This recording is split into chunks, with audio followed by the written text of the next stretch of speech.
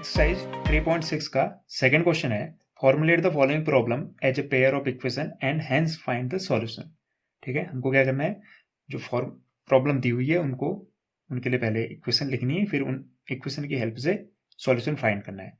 तो पहला क्वेश्चन है, पहला पार्ट है, Ritu can row downstream 20 kilometre in 2 hours. ठीक है, रितु क्या करती है, डाउन स्ट्रीम में यानी जो करंट है उसकी फ्लो के साथ साथ 20 किलोमीटर रो करती है, कितने घंटे में, 2 आवर्स में। And up stream 4 kilometre in 2 hours. ठीक है, और 2 घंटे लगते हैं उसको कितना रो करने में, 4 किलोमीटर अप स्ट्रीम, यानी करंट जा रही है दूसरी डायरेक्शन में और वो रो कर रही है उसकी अपोजिट डायरेक्शन में, यानी उस दोनों जो डायरेक्शन है वो अपोजिट है, इस वजह से जो स्पीड होगी उनमें डिफरेंस आएगा। तो वो कह रहा है find her speed of rowing in still water. जब वो कहता है कि find the speed of rowing in still water, इसका मतलब वो ये चाहता है कि उसमें करंट का कोई फ्लो नहीं हो, यानी सिर्फ जो रोइंग की स्पीड है उसकी अपनी ऋतु की वो फाइंड करो, और स्पीड ऑफ करंट जो करंट की स्पीड है वो फाइंड करो। तो हमको सीधे सीधे स्पीड ऑफ करंट और स्पीड ऑफ रोइंग पूछा गया है, तो हम एज्यूम भी इसी को करेंगे। तो शुरुआत करते हैं। Late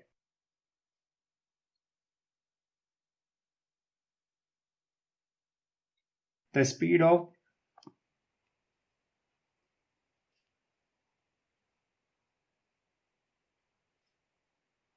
rowing in still water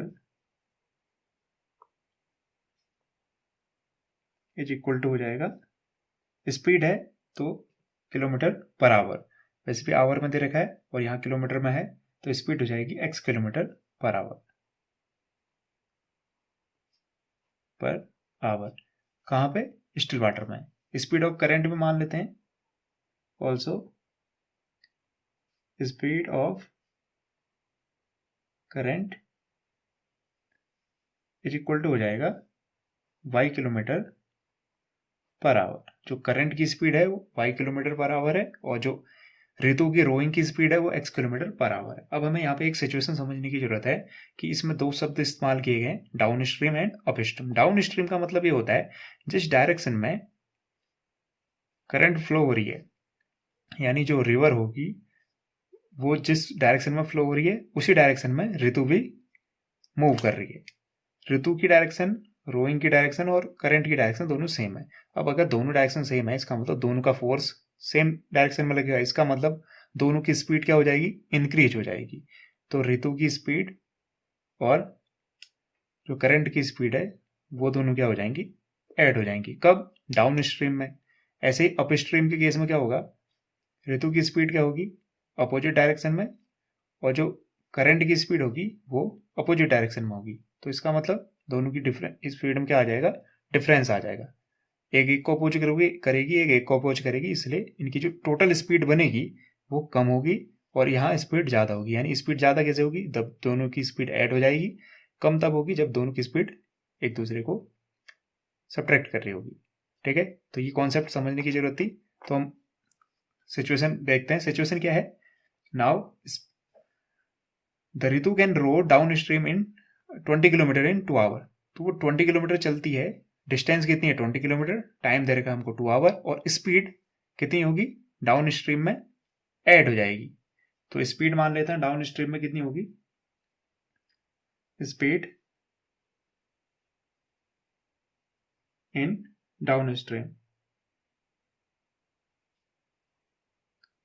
down stream. अभी अभी मैंने जैसे एक्सप्लेन किया, दोनों सेम डायरेक्शन में चलेंगी तो स्पीड क्या हो जाएगी, ऋतु की रोइंग की और करंट की ऐड हो जाएगी। ये क्या है, स्पीड, तो ये होगी किलोमीटर पर आवर में। ऐसे ही स्पीड इन अप स्ट्रीम, जब ऋतु करंट की डायरेक्शन के अपोजिट चलेगी तो स्पीड में क्या आ जाएगा, डिफरेंस आ जाएगा, दोनों माइनस हो जाएंगी। अब क्वेश्चन में क्या कहा गया है, क्वेश्चन में ये कहा गया है जब वो डाउन स्ट्रीम चलती है तो वो 2 आवर्स में 20 किलोमीटर ट्रेवल कर लेती है। तो हमें क्या पता है, फॉर्मूला हमें पता है, स्पीड इक्वल टू कितना होता है, speed is equal to distance upon time. तो बस फॉर्मूले में वैल्यू पुट कर देनी है, हमारी इक्वेशन जनरेट हो जाएगी। स्पीड कब? डाउन स्ट्रीम के केस में स्पीड क्या है? x plus y, x plus y is equal to distance क्या है डाउन स्ट्रीम के केस में? डाउन स्ट्रीम के केस में डिस्टेंस कितनी ट्रेवल की? 20 किलोमीटर। और कितने घंटे में ट्रेवल की? 2 आवर्स। तो टाइम कितना हो जाएगा? Upon 2 hours. तो इसको सॉल्व कर लेते हैं, रिजल्ट आ जाएगा हमको। मैं इसको जब सॉल्व करूंगा तो ये कैंसिल हो जाएगा 10 टाइम्स। तो ये रिजल्ट आएगा x plus y is equal to 10। तो ये पहली इक्वेशन बनी। ऐसे ही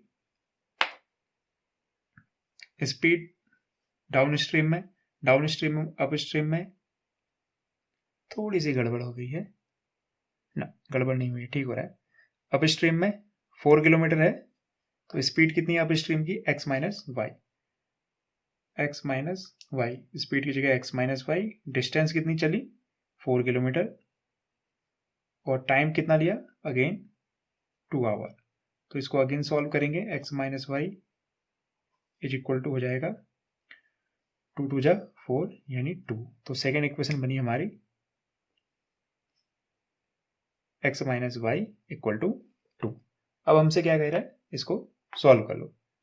तो इसमें कहीं किसी मेथड का जिक्र नहीं है, तो हम किसी भी मेथड से इसको सॉल्व कर लेते हैं। तो सबसे बढ़िया रहेगी एलिमिनेशन मेथड। तो एलिमिनेशन मेथड में क्या करेंगे? दोनों में y है और दोनों के साइन अलग अलग है, तो दोनों इक्वेशन क्या करता हूं मैं? ऐड कर देता हूं। दोनों इक्वेशन ऐड होंगी तो ये बन जाएगा x प्लस एक्स 2x और y और माइनस वाई कैंसिल आउट हो जाएगा। देन 2x इक्वल टू हो जाएगा 10 और 2 12। तो सीधे सीधे, बहुत ही सिंपल कैलकुलेशन है, सीधे सीधे लिखा जा सकता है। क्या सीधे सीधे लिख सकते हैं? 2 6 12 यानी जो x की वैल्यू आई वो आई 6। अब मुझे क्या ढूंढना है? मुझे ढूंढनी है y की वैल्यू, क्योंकि x किसकी वैल्यू मानी थी मैंने? x मानी थी मैंने स्पीड स्टिल वाटर में रोइंग की, रेतों की। मुझे करंट की स्पीड भी चाहिए। x की स्पीड आ चुकी है, x वैल्यू फाइंड हो चुकी है, तो मुझे y की वैल्यू भी इजीली फाइंड हो जाएगी। तो y की वैल्यू क्या होगी? Putting x equal to 6 in equation first equation में मैं ये रख देता हूं, तो मुझे y की वैल्यू भी फाइंड हो जाएगी। फर्स्ट इक्वेशन क्या थी? फर्स्ट इक्वेशन थी x plus y equal to 10। x की वैल्यू कितनी आई? 6, यानी 6 प्लस वाई इक्वल टू 10। तो सीधे सीधे रिजल्ट आ जाएगा y इक्वल टू 10। ये प्लस 6 है, इधर आके माइनस 6 हो जाएगा, y इक्वल टू बन जाएगा 4।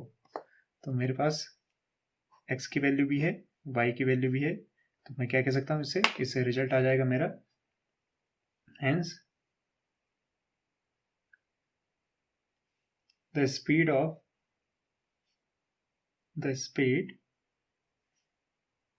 of rowing in still water is equal to कितना था? जो x की वैल्यू थी 6 kilometre per our and speed of current, जो y की वैल्यू थी वो थी स्पीड ऑफ करंट, वो आई मेरी 4 kilometre per our.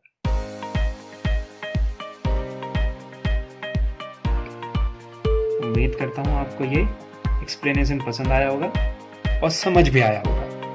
Thank you and have a nice day.